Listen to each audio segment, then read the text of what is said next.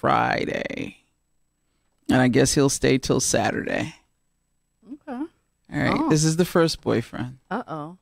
Okay. How's that? How you feeling about that? I'm okay with it. Okay, nice. I'm okay. I mean, she's 21. Yeah, and that's yeah. You know what I mean? Yeah. What's the name of your show? My show's called The Show. The Show. Okay. Because I just kept referring to it as The Show. I know that's right. The show it's the show. So, All right, Harry. Are we ready to rock and roll? We are ready to rock and roll. This is 103.5 FM, WNHH, NewHavenIndependent.org, where you can listen to us on NewHavenIndependent.org, or you can stream live with us on WNHH through Facebook. You can go to TuneIn, and it's saved to SoundCloud. But nevertheless, I am here. My name is Michelle Turner, and I have the good fortune of hosting the show. We're going into our 4th year. So for me, this is a treat because for so long I've done radio, and radio has kind of done me in. But I am pleased to be here, and I'm pleased to still be able to bring information to the public, because that's what this is all about. This is community radio. It's 103.5 FM, and this is the show. My guest today is someone who is not a stranger to WNHH. In fact, she has a show, correct? Mm-hmm. But it's not the show. It's not the show. And we'll explain what the name of it is in a moment. But we were talking before the mics and the cameras flipped on. And as it turns out, this is a year anniversary since she's been on this show. Yes. So Kebra-Bolden, welcome. Thank you. Thank you. Appreciate you being here. Thanks for having me again. So the last time you were here, Women Grow was a brand new movement in Connecticut. Yeah. And Kebra deals with and in, I don't want to say the word deal, but in the cannabis industry. And she is really focused on cannabis health.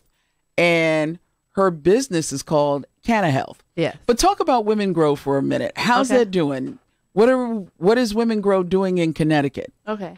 So thanks again for having me. Sure. And yeah, it's been a year. I started with Women Grow. That was my first business in cannabis. And Women Grow is a professional networking organization that encourages, supports, promotes women as they become entrepreneurs in the cannabis space. And they do this by having monthly networking events all over the country, simultaneously the first Thursday of every month. And we're in about 33 cities and a couple of countries. Wow, I didn't know. And international. How long have they been around now? They were established in 2014. Okay, so that's pretty good. Yeah. They really have grown exponentially over the years. And this last year was a time of great transition. So we have new leadership and a lot of new models and modalities that are being implemented to kind of help us in our roles as market leaders. Okay. But some exciting things are coming. We're looking at potentially having a nonprofit leg and kind of really being able to give back to the community because Women Grow is a for-profit entity. But a lot of people, take a little issue with that. But we do provide monthly quality programming. So in other words, the organization's beginning to make a little money. Oh, well, I think it's not that. I think we've always, were revenue building.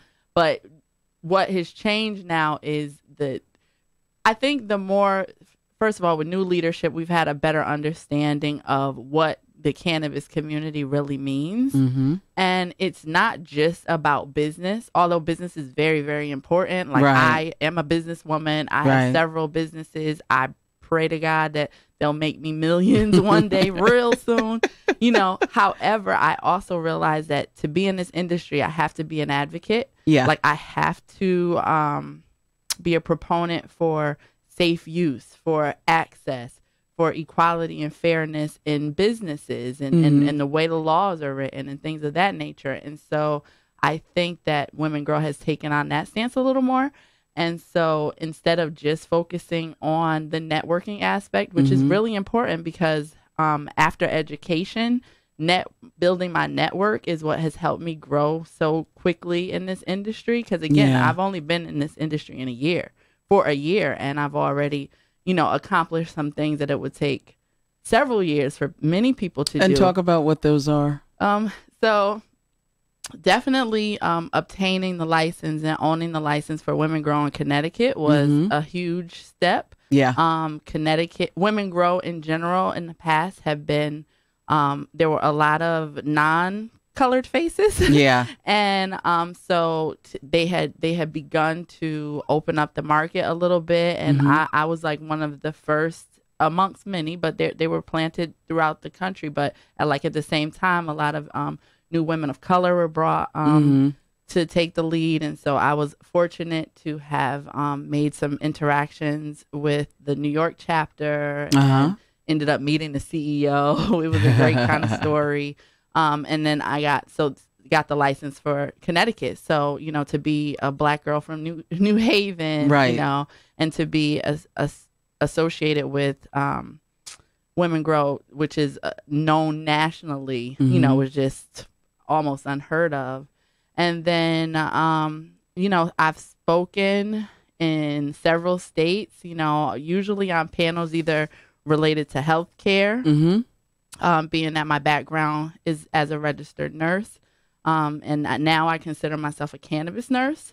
So I've gone across the country speaking at different conferences and events just about the importance of utilizing cannabis as medicine and that it's accessible to all people and no longer criminalized. And so that's the other end of things that I've spoken across the country about, just making this a fair and equitable industry and that there's diversity in leadership and ownership and that we have access for everyone again, in the business side. So that's been pretty amazing. I've also, and I know we're going to probably go into it a little deeper later, but, pretty early on in my cannabis career, I was recruited to be on a steering committee for a drug rehab center that utilizes cannabis to get people off of opioids, to help them work through the withdrawal symptoms. And so I am the co-chief nursing officer for this committee. And it's based in Huerfano County, Colorado, which had the highest number of opioid overdoses in the state of Colorado. And so they really wanted to implement a program. So we've been working to put that in motion there. And then my hope would be to bring that model back to Connecticut so that we're actually having a hearing June 25th with the Board of Physicians to add opioid use as one of the diagnoses for which people could obtain their medical marijuana cards. Okay. So, I've been able to be instrumental in seeing that work in a legal state and how it works. So I'll be able to bring that back here. So again, something I never thought, I would have imagined. And then, just really kind of doing interviews, being on television, just things that I never, I didn't aspire to, or, I didn't really want to do. But I think the most important thing to me is really finding an area of focus for my advocacy and being able to begin a conversation to heal my community. Because people look at me like I'm crazy half the time, but I love New Haven.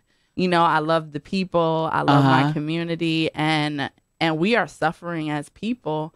And part of it is that we have been residents in a war zone. Right. The war on drugs was really a war on people. It affected people's lives in many, many ways. The trauma of slavery has just reinvented itself, through mass incarceration and the onslaught of drugs and alcohol into our communities. And so, realizing that this is what has happened to my community and why we act the way we act and why there are things that go on in our community that do, really kind of bringing that to light and talking about post-traumatic stress disorder, talking about complex urban traumas, really studying that and finding ways to heal and help my community.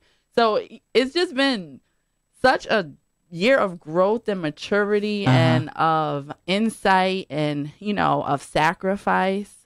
I've always been a really hard worker, as a nurse, and made great money, but really kind of stepped away from that to be able to bring this knowledge to my community. Yeah, because I could have went to New York and worked in cannabis, or gone to Colorado and worked in cannabis and gotten myself a pretty nice check, more than likely. But my goal was to bring the information to this town that I love, so that we all could partake in the benefits. So I'm going to roll it back a little bit. Okay. Dial it back. Women Grow. When you first came on, yes, you talked to me about how, and it's looking at it from that advocacy standpoint that you just spoke so eloquently about.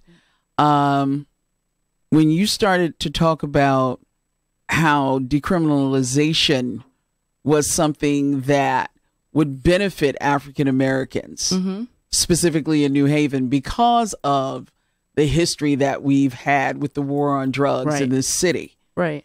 Have you made any progress in the African American community as far as going out and talking to people about what you're trying to do and how you're using cannabis not only as a business but to heal?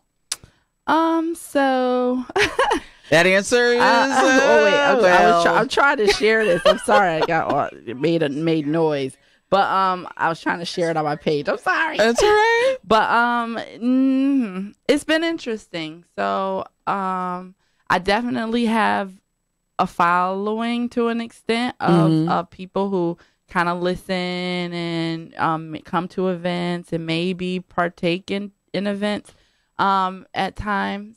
Hey, Norma Reyes. Sorry. Got to shout Norma out. How you doing, Norma? Well, while you do that, I'll go share it then. Okay. But, I really have not had, I thought more, because when I really started studying cannabis and started going to events and things of that nature, like, I was on it. Like, I didn't care. I would call out of work. I would take a day off. I would drive. I would pay to go or whatever. And so I knew that people from my, community probably wouldn't do all that I would do, because I could be a little extra sometimes. But I felt like that if I brought it here, they would come. Right. If you bring it, they would will come. I thought that was going to be the case, but it really didn't quite happen like that. It still is a lot of pulling and prodding, and I feel like if I could do things a little differently, I would have just probably quietly laid the foundation and then approached. Yes, because one thing about our community, we don't believe it till we see it, till it's happening, and unfortunately, a lot of times we don't respect the process or have patience for the process. And we're not willing to sacrifice for the process. Yeah. And so I think because of the fact that, cannabis is not legal, so, in our state for recreational adult use, and our medical program is very limiting because it's only open basically for pharmacists and pharmacy techs. Yeah, that was going to be my next question, but go ahead, finish. So I think because of the fact that hasn't really materialized in the way in which, I have been professing it will be, I think that that's caused people to not necessarily buy into it fully.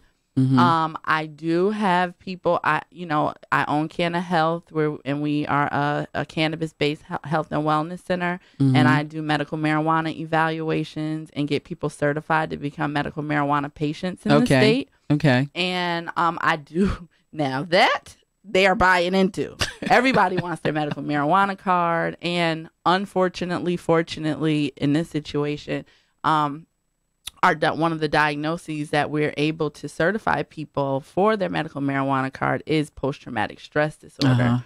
And 9 times out of 10, especially if you're Black, brown, from the inner city, you know, you have PTSD. It's a part of it. You've had some traumatic event, at least one. But again, in our community is more complex. There's several traumas. But anyway, because of that, like, people definitely are supporting. They're sharing that information, you know.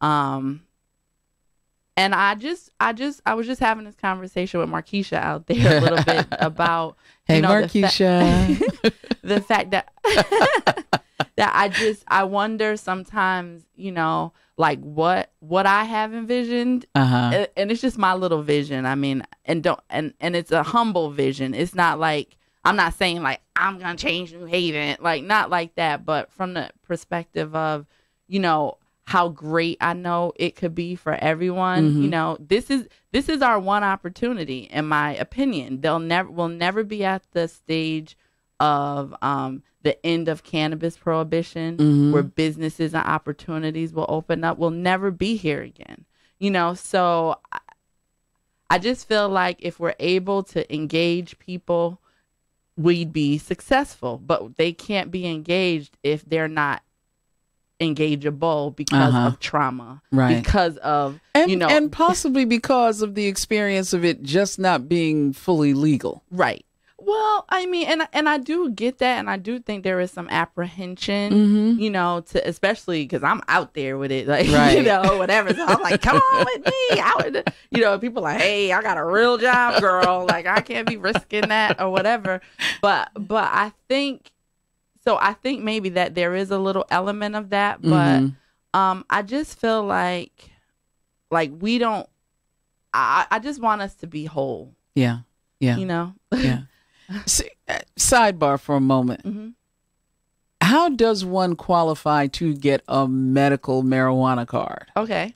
So the state of Connecticut has a medical program. If you're 18 years or older, there are 22 diagnoses that are acceptable to obtain to be certified for your medical marijuana card.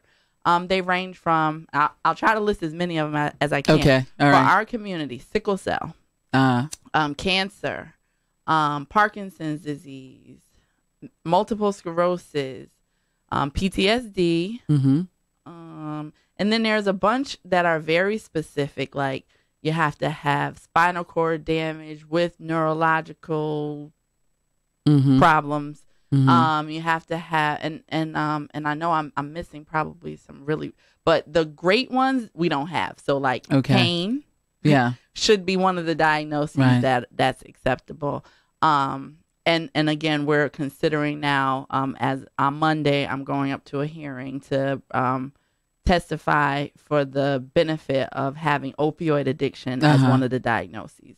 But there are, you know, there's a decent number of diagnoses, but they're very specific. So the general way is through PTSD. Okay. And then once you get your diagnoses, say I'm diagnosed with PTSD. What's the next step? And you can do that at Canna Health. Okay. So what's the next step? Do I come into you and say, this is what I have? Here's my doctor's referral, or? So if you have one of the medical diagnoses, you just need to bring something that states that you have the diagnoses, either from your primary care physician or from your specialist. Okay. If you if you're coming to me without a post-traumatic stress disorder diagnosis previously, then we do a screening in my office. Okay. And so it's a nationally used and recognized and respected screening on the PCL5. It's multiple choice for 2/3 of it. And then there is... so I have to take this test? I have to take a physical test? It's not a test. It's more like an assessment. Okay. So you answer questions. And like the first question is, have you ever been in a natural disaster? Ooh. Okay. And it goes all the way to, have you ever witnessed a homicide? Okay. And have you ever had severe human suffering? So anybody who's ever been to prison, they've had severe human suffering. Okay. Yeah, you know, so things of that nature. And then the second page, there is a place where you have to write a narrative, but it's a very short one-line narrative about the worst experience you've ever had. But we're not callous about that. You know, you're actually meeting with an advanced practice registered nurse. That's who I'm a nurse, so I prefer to work with nurses. So I hire APRNs. And can do is when you say that, do you have to have a psychiatrist or a psychologist on board, or are you as registered RNs able to provide that where it's accepted? So the advanced practice registered nurses have a higher level of a degree than I do as a registered nurse. Okay.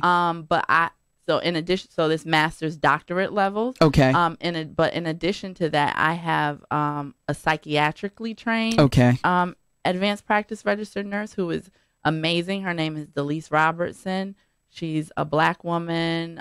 She is of Jamaican descent. She is an instructor at Yale School of Nursing.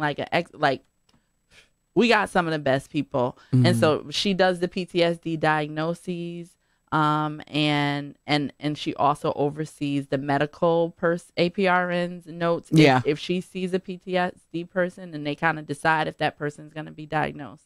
But you do the screening, we diagnose you, and then we certify you. So if you bring in your medical records, we act as like the second physician or clinician to say you can get your you're the second opinion. And then if you have PTSD, but people also go to a psychologist or they have those records. We don't re-traumatize people by making them relive that. If you have something that says you're previously diagnosed with PTSD and you're still able to verbalize symptoms, we will still certify you. Okay, so how long does it take for you to get said card? So once you're diagnosed and or certified, you have to then register with the state of Connecticut to be a part of the program. That you can do immediately after your certification, because and once we put you in the system as certified, an email is generated to you. You can load your account, upload proof of ID, proof of residency, and take a headshot of yourself, pay $100, and that's your registration to the state. Once you have registered with the state, I tell everybody it's about a 4 to 6 week wait. Now, that could vary. Lately, they've been good. They've been more on a 3-week kind of cycle, which I was kind of surprised because they just did a round of dispensary applications. And they got 70 of them. So I was like, oh God, it's going to take forever. It's going to take forever. Get the card, but they're staying on top of it. So you wait your 4 to 6 weeks. Somewhere in between there, you'll receive a temporary license by way of email. You print it out or bring it with you to the dispensary. They'll print it out for you and you can begin purchasing your items. But it's just not that simple. Once you do go to the dispensary, especially for my new users, like I've been certifying a lot of people 65 and older who either have never used or used, when they were teenagers. And so it's different from what they were possibly smoking in the 70s or the 60s. Somebody said what Mexicali Gold or something, y'all. Acapulco yellow or something. Some stuff that I don't even know. Before your time, obviously, right? But before both our times, I'm sure. But so what happens after when you get that email and you go on your first outing to the dispensary, you meet with the pharmacist, and they kind of go over what your symptoms are, how you're trying to manage them, and then they make suggestions on strains that they think would work to manage symptoms. To manage your pain or whatever it is. In addition, I tell all my first timers to call me when they get their card, and we kind of go over some strains that I think would work, and then they take that to the pharmacist, and the pharmacist can then kind of narrow it down together based on what's available, too. So you'll have support afterward. So you've been going to the state capitol and lobbying, yes, to make marijuana legal in this state. Yes. How's that been for you? How's that going? So I think this session we got further than we've ever gotten with the cannabis legalization talk, because it's always been talk so far. But for the first time ever, the House Appropriations Committee voted to legalize cannabis and for that to be presented to the House and the Senate floor. Unfortunately, the Democrats decided that they didn't have enough votes and they didn't want to push it forward. Really? Because they didn't want to lose, essentially. So they never voted on it in the House and the Senate at all. But it's been interesting when I'm going up to advocate, and there are a lot of different nuances. Like, for instance, we want grow rights here in the state, and we want that to be a part of our legalization. Talk a little bit. Give me 3 things that you're presenting to the legislature that you want, that you feel are the capstone to what you're trying to do. Okay, so first and foremost is a fair and equitable industry. So now, when you say that, what does that mean, fair and equitable? So utilizing models like from other cities and states, i.e. Oakland, definitely Massachusetts. Massachusetts is our cannabis big sister in so many ways. Like, they're really like laying down a foundation for this fair and equitable industry, which just means that people, no matter what your financial background, what your pedigree is, should have access to this industry, but especially people who were either incarcerated, criminalized, or still dealing with the repercussions of, their interactions with the law and cannabis in some way, shape, or form. And then people who are from communities that were over policed, that were that drugs and alcohol and guns and were placed in the community to help us extinguish each other. These kind of things that have been done, and that is being, we can now look at video. Right. And see of what's really going on. Of here Nixon's, when President Nixon was in office, and how he said, we're gonna throw the hippies and the blacks in jail for cannabis, for the use, for marijuana, and so that's how we can, squash all of this noise. They didn't want people protesting the war at the time, and the Black Panthers, were coming. The Weathermen, all of those folks, exactly. So what like Massachusetts has done is that, like, if you are from a community that was affected by the war on drugs, and they're pretty specific, but like those people got first preference for licensure applications, because Mass is going legal as of July 2018. And so they had their first round of license just for people from those communities, just for people of color, just for people who were from disproportionate, areas. So what they are doing is excellent. Oakland has a similar program where if you're from Oakland, but if you have a criminal conviction for cannabis, you get preference. Wow. Yeah. So things of that nature make it fair and equitable. Also making licensing accessible, for people to be able to afford the licenses. So we have places and cities where if somebody wants to open a dispensary, they have to pay hundreds of thousands of dollars for an application. And then in places like Oakland, like Mass, they've lowered the cost if you're in a certain income guideline. Within a certain income guideline, you get, a lesser charge that a person who is coming with $1 million, company behind them would have. So that's kind of like evening out the score, but it's just about evening it. You criminalize us, you throw us in jail, you make our communities horrible places to live, and then you decide you want to make cannabis legal, and millionaires are just making the money. That's not the way it should be. If you use this against us, help us get, it's like, what do they say? It's almost a form of reparations. It is absolutely a form of reparations. And people don't like Cynthia Nixon. She had made this statement in New York, and people got so upset. Like, how dare she? I mean, come on. We've been talking about this at least for the past year or two that I've been involved in cannabis, about the fact that this is what, we're never going to get 40 acres and a mule. And who knows how to take care of a mule or 40 acres, really? I don't even want no mule Just let me be able to I think it's a metaphor, Kebra. No, it really was supposed to be 40 Yeah, acres it in the was. field. After emancipation, it was. Yeah, but we have moved way beyond that. Yes, now. but what I'm saying is I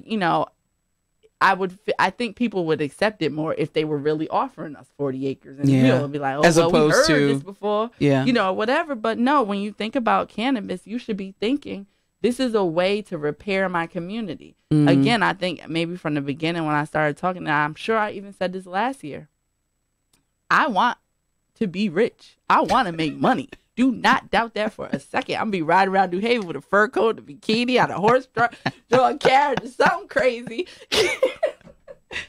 But I want to repair my community. I want to give back. I want to be able to restore or create a Q house. I want New Hallville to be revitalized to what it once was. I have a special love for New Hallville. I was born and raised there. I was raised across town. But it's just something that you can physically see the pain in a community. Yeah. That daggone gun range, still shooting off shots, and our babies are trying to learn. Yeah. These are things that it's just okay, we cannot allow this anymore. And what can I do? How can I do? I can't do anything if I don't have money. Yeah. So I have to figure out a way to make enough money, show my people how to make enough money so that we can really exact change in these communities. Because money will get them out of here. Yeah, well, money will make changes for sure. Yes. So the third thing? Oh, so what did I say? You said fair and equitable. Then you talked about wealth. Okay, wealth building. Yes. Oh, no, growing, I think. So we want a fair and equitable industry. We want grow rights is another thing that people are talking about a lot. So people, I always use this example. Cannabis really touches on so many areas of life. And it's not, people are like, you just love weed, whatever. It's not that, though. It really is true. Because imagine, your child is sick. She has epilepsy. You've tried every single medication the doctors send your way. It doesn't stop the seizures, but now your child is doped up all day. This is just not quality of life that you're seeing your child have. You find you research, you find a strain, you decide to grow it for your child. You're in there, you're placing the soil, you're placing the seeds, you're watering this thing. And then it grows and comes to full fruition, and you're able to medicate your child and watch the seizures go away. Do you know how many lessons you've learned in that time? Yeah, right. You've learned to be your child's first and best advocate. You've learned to take responsibility for your child's care. You're providing and making medicine. You're growing something from a plant. So you have to be patient. You have to be consistent. These are all things that we lack in our community.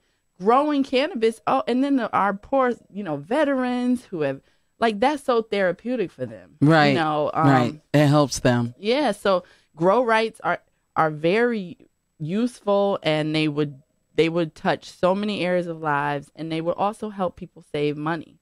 Because if you go through the process of getting your medical marijuana card and all that stuff, you still have to pay for this. Right. So you pay to be seen by me at Canna Health. Costs you $200. You pay $100 to the state, and then you have to go buy your medicine. And it's expensive. It's expensive. It's so costly. If you're allowed to grow 4, 5, 6, 7 plants for yourself, especially a cancer patient. Yeah. They need 10 milligram. They need 10 ounces a month to really deal with pain. They can't afford that. Okay, so if in fact you had a real cannabis market, would pricing drop? Because now you're sort of leveling the playing field, so to speak. It's not something that's rare, almost like tobacco farms. If cannabis were to be grown in the same what's the word I'm looking for? What's the phrase I'm looking for?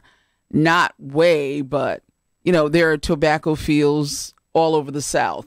Mm-hmm. So let's say if we had cannabis fields all over hemp. the Northeast, let's not forget hemp. and hemp, Mm-hmm. would that make pricing cheaper?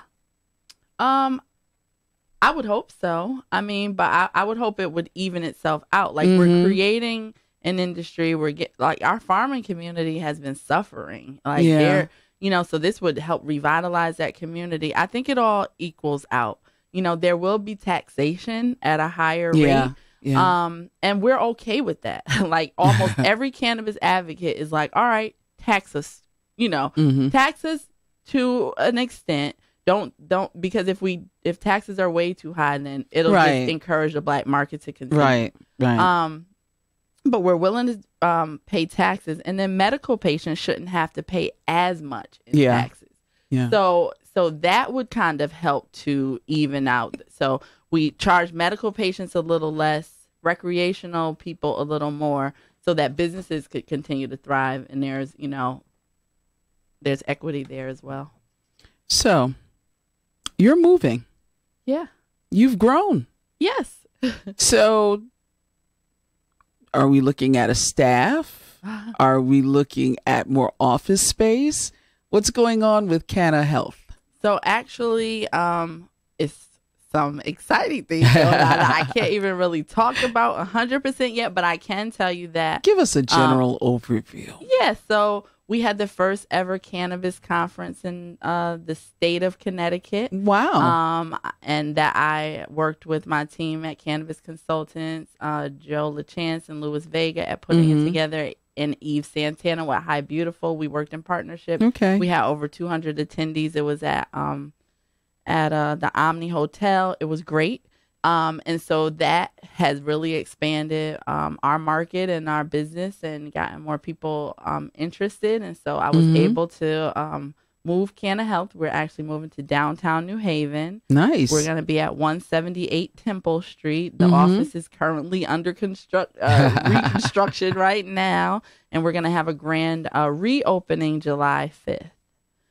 So that'll be our grand reopening day. So that's exciting. I'm excited about that. The fact that I don't have parking kind of, but I'm that's willing a little to work bit of a with challenge. people. Like we could do a little, I'm trying to work out a plan that'll work for my patients to be able to park downtown. So I'm working on something. And then next week on June 28th, we're having an event at New Haven City Hall in the atrium. It's called Unacknowledged Tears, a conversation about PTSD and complex urban traumas. And I've invited people from New Haven, and not people voices that you normally hear, just regular people who have experienced traumas on so many different levels. To come out and just talk about these traumas. But we're not just stopping there, because even that is therapeutic. Sometimes getting it out, actually saying, wow, I've been a trauma victim. This is why I'm so irritable. This is why, my patience is this, much. But in addition to the people we've invited to come and share their stories, we've invited 4 therapists who are going to be on site with immediate intervention. Okay. So things that people can take away and leave with immediately, as well as their information, because I believe everybody needs therapy. Just to kind of like get to the core. Right. We're dysfunctional. Something ain't right. Yeah. And it's just like, let's just get to the core. So we're having this, and I think it's really going to be the beginning of healing. For our community. Mayor Harp is going to give us opening remarks. And what's the date again? June 28th. Okay. Send me something so I can read it. Okay. It's from 6 to 8 p.m. Okay. And let's see what else. Just some partnerships that are evolving and developing, and that you're going to be able to, I think maybe, it'll engage some more people, because I have a couple more bells and whistles and bright, shiny things. Oh, low-hanging fruit. Yes. So last but not least, yes, I've been hearing the past few days about how cannabis can help opioid use. Kind of in the respect that it can basically help wean somebody off an opioid. Can you speak to that a little bit? Sure. Again, like I'm on the steering committee in Colorado, and this is exactly what we do. But essentially, if someone has become addicted to opioids or heroin or, all those Percocets, all that stuff, opioid-based products, the way they're treated now is they are placed on methadone, which most often is lifelong use, or Suboxone, which is a shorter use, but it's usually in conjunction with methadone. Okay. So they're just creating a new habit. Okay. Essentially, that is damaging your kidneys, your liver, your mind, everything. And it really causes dysfunctional people. I mean, we walk around the city of New Haven all the time. The people who look the most zombie-ish are the ones who have just left the methadone clinic because, other cities bust these people into our city for methadone, leave them here all day, and they come back and pick them up at 5 or 6 o'clock. Yeah, so they're not, loitering in their communities. They're loitering in ours. So what we have found is that cannabis is effective because basically the reason why they put someone on another addictive drug, essentially, is because of the withdrawal. The withdrawal symptoms are so severe, and it makes it hard for people because people just want to feel better, so they go back to the drug. So how does marijuana help? So cannabis, it manages those symptoms. So basically, you would take large doses of cannabis oils, of cannabis flowers, edibles, whatever, and essentially sleep or through withdrawal.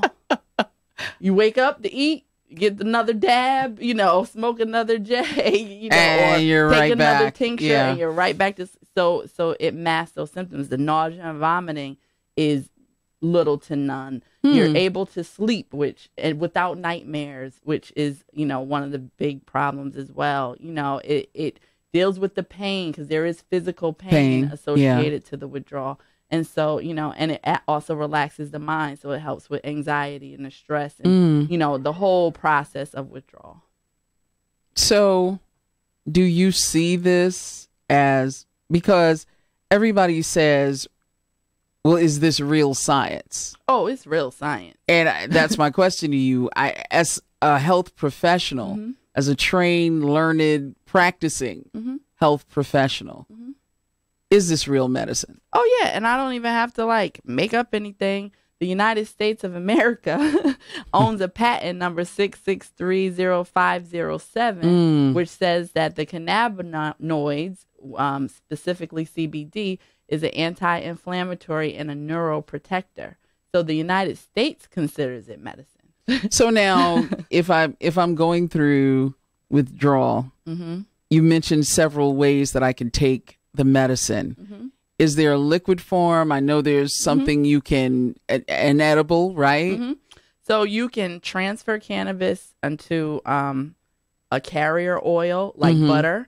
That's how people make brownies or, things of that nature because I have this cool little decarboxylator made by this amazing woman from Massachusetts, Chanel Lindsay, who's a lawyer and an advocate. And she's the one of two, her and Shalene Title, working to get those Massachusetts laws written right. So shout out to them. But anyway, Chanel makes this decarboxylator.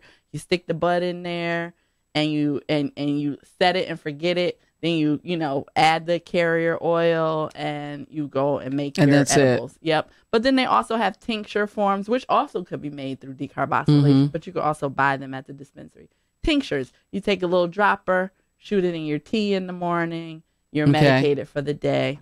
And let's see. So there's edibles, tinctures, salves, and lotions that you could directly apply. Just rub onto the skin. Yep. And it doesn't, because of the blood-brain barrier, it doesn't cross over to your brain, so you don't get that high. So that's a great entryway, for my little old ladies who I don't know about that weed. I'm like, all right, well, mama, let me rub this on your knee and see how that feels. And then they're like, I want some more of that weed.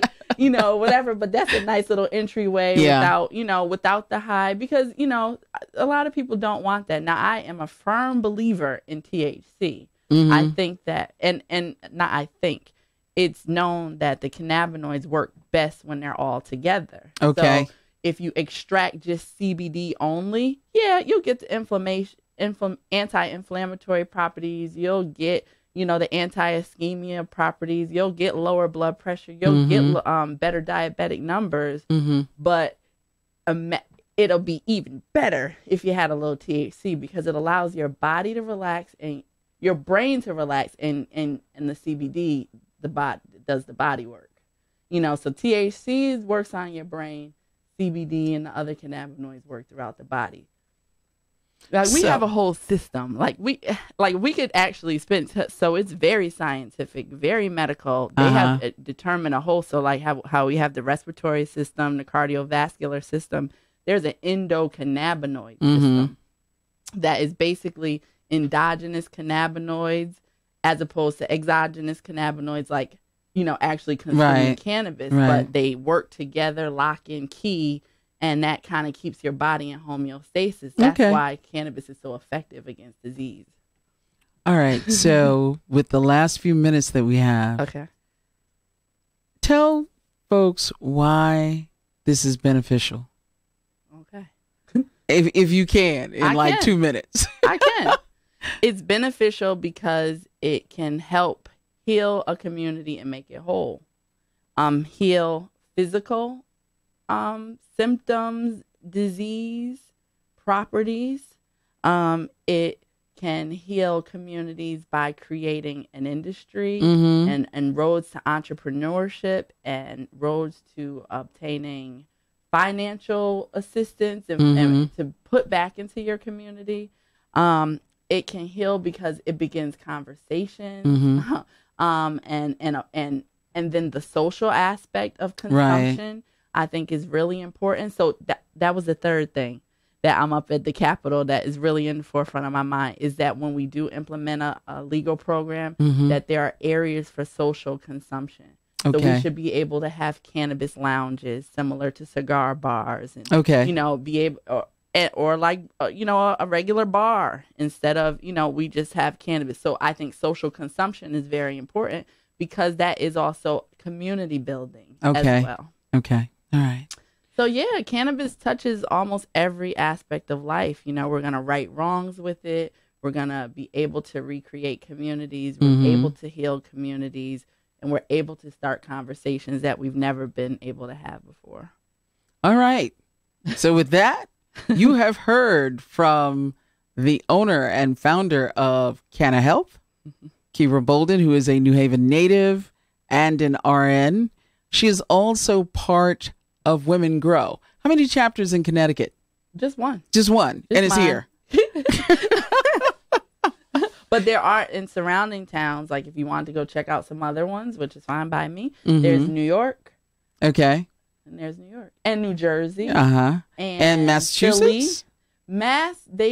So my mentor from Women Grow, her name is Beth Waterfall. She left Women Grow and started an organization called Elevate New England, which I'm one of the founding members as well. So Elevate New England is like Women Grow on steroids. Like they not only do networking events, but they help people with licensure. They really have a sense of community. They bring these great events every month. So it's a cool organization. Shout out to Elevate New England. Love them. Oh, and then I'm Minorities for Medical Marijuana. That's also I'm the New England regional director, and I don't even know how I'm talking about them last. They are really working across the country. So we have several chapters in almost every major city right now, and we're working on the legislative end of things. So like making sure those laws are written correctly. Minority Cannabis Business Association is another organization that I'm a member of, and they've written law like a mock bill that basically has all of the language that we want to see put forth in most communities. Of course, with different little, New Haven's different Right, from Hartford, right. So on and so forth. So we have to tailor it, but they've definitely laid the foundation and the framework for us. All right. Thank you, Kebra, for coming on. Thank you. I appreciate it. I appreciate you. I appreciate the knowledge.